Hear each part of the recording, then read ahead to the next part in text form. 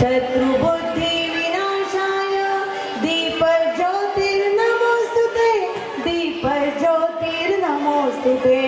शुभं कुरु त्वं कल्याणम् आरोग्यं धनसम्पदः शुभं कुरु त्वं कल्याणम् आरोग्यं धनसम्पदः दीपज्योति परब्रह्म दीपज्योति जनार्दन दीपज्योति परब्रह्म दीपज्योति जनार्दन दीपवार तुम्ही पापं संध्या दीप नमोस्तुते दीपवार तुम्ही पापं दीप प्रज्वलन व प्रतिमा पूजन या ठिकाणी संपन्न होत आहे।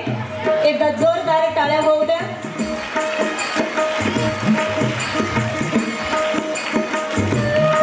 पूरपालकाय सुवर्णवर्णाय सुखात्मकाय सुदीशवंदाय सुभावनाय श्री सिद्धरामाय नमः शिवाय नमः शिवाय नमः शिवाय। आजच्या आपल्या श्री सिद्धेश्वर बाल मंदिर प्राथमिक शाळेच्या वार्षिक स्नेहसंमेलन व पारितोषिक वितरण समारंभाचे अध्यक्ष माननीय श्री धर्मराज काळादी साहेब, व्यासपीठावरील इतर मान्यवर माननीय प्राध्यापक श्री गंगाधर कुमटेकर सर, श्री गुरुराज माळगे सर, माननीय श्री कळके सर, माननीय श्री डॉक्टर येळीकर सर, उपाध्यक्ष श्री सदानंद वटकर सर आणि मुख्याध्यापिका श्रीमती गीता चिकमनी मॅडम व उपस्थित सर्व पालक आणि माझे आवडते विद्यार्थी वर्ग, आजच्या कार्यक्रमाच्या निमित्ताने मला माझे शाळेतले सोनेरी दिवस आठवत आहेत। मी या शाळेचा विद्यार्थी 1989 ते 1993 या काळात होतो। त्यावेळी शाळा एक लहान इमारत होती, ग्राउंड फ्लोअर आणि फर्स्ट फ्लोअर एवढी शाळा होती, पण आज ही शाळेची भव्य इमारत पाहून खरंच खूप आनंद आणि समाधान वाटले। आपल्या श्री सिद्धेश्वर प्राथमिक शाळेतच आमच्या आजच्या भवितव्याचा पाया रचला गेला। इथल्या शिक्षकांनी दिलेल्या संस्कारयुक्त शिक्षणामुळेच मी आज जो आहे त्या पदापर्यंत पोहोचू शकलो, असे आज मला अभिमानाने सांगावेसे वाटते। विशेष म्हणजे आमच्या वेळेस संगणक, मोबाईल अशी इलेक्ट्रॉनिक साधने नव्हती, त्यामुळे अभ्यास आणि मैदानी खेळ या दोन्हीकडे पुरेसा वेळ देता येत होता। त्या अनुषंगाने मला आज माझ्या बालमित्रांना आवर्जून सांगावेसे वाटते, तुम्ही मोबाईल वगैरे इलेक्ट्रॉनिक माध्यमातून अडकून न बसता अभ्यासाकडे जास्त लक्ष दिले पाहिजे। उच्च शिक्षण घेऊन आवडीच्या क्षेत्रात पारंगत झाले पाहिजे। सर्वांशी संवाद साधा, अभ्यासाच्या संदर्भात चर्चा करा, त्याचबरोबर मैदानी खेळांमध्ये स्वारस्य ठेवा। आवडीचे छंद जसे गायन, नर्तन किंवा चित्रकला, क्रिकेट, बॅडमिंटन हे जोपासा, त्यामुळे आपले मानसिक आणि शारीरिक स्वास्थ्य दोन्ही चांगले राहते। त्याचबरोबर पालक वृद्धांनाही मला सांगावसे वाटते की आजच्या वेगवान युगात आपल्या पाल्यासाठी आवर्जून वेळ काढा, त्याच्याशी बोला, संवाद हा पाहिजेच। त्यांचा अभ्यास व अभ्यासाव्यतिरिक्त इतर छंद याबाबत जाणून घ्या आणि त्यांच्या अडचणी दूर करण्याचा प्रयत्न करा। त्यांच्यावर खूप अपेक्षांचे ओझे न लागता त्यांच्या कृतीप्रमाणे आणि आवडीप्रमाणे त्यांना विषय निवडू द्या। यापुढे मी फारसा वेळ न घेता मला माझ्या शाळेत प्रमुख पाहुणा म्हणून आमंत्रित करून मला माझे विचार व्यक्त करण्याची संधी दिल्याबद्दल मी कार्यक्रमाच्या संयोजकांचे आभार मानतो। धन्यवाद। प्राथमिक शाळेचा हिरक महोत्सव, या हिरक महोत्सवाच्या निमित्तानं जो ह्या वर्षीचं गॅदरिंग आपण या ठिकाणी करतोय, स्नेहसंमेलन करतोय, त्याचे या ठिकाणी असलेले आपलेच आपल्या शाळेचे 1989 ते 93च्या काळातले विद्यार्थी सन्माननीय डॉक्टर लोणीकर, व्यासपीठावर असलेले आमचे सर्व सहकारी विश्वस्त, पालक शिक्षक संघाचे उपाध्यक्ष, या बालक मंदिराच्या मुख्याध्यापिका चिकमनी मॅडम,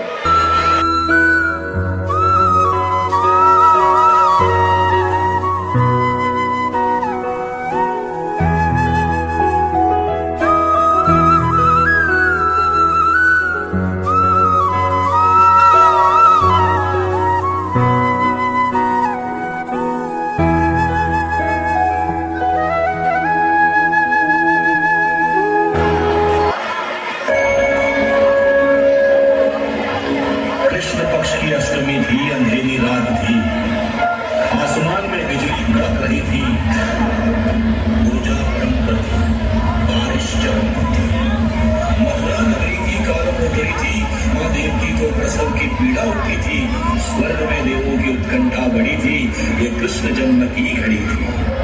एक तेज पुंज दिख रही थी। माँ देवकी ने एक ओजस्वी बालक को जन्म दिया। माता ने बालक को छाती से लगाया। भगवान ने पहली बार ममता का अभिरस्तान किया। अपनी खुशी से देवकी ने वासुदेव को बालक सौंप दिया। टोकरी में बालक रख वासुदेव ने प्रथम प्रयाण किया। चल पड़े मथुरा से गोकुल की ओर अपने मित्र नंद के। बारिश की आधी रात थी।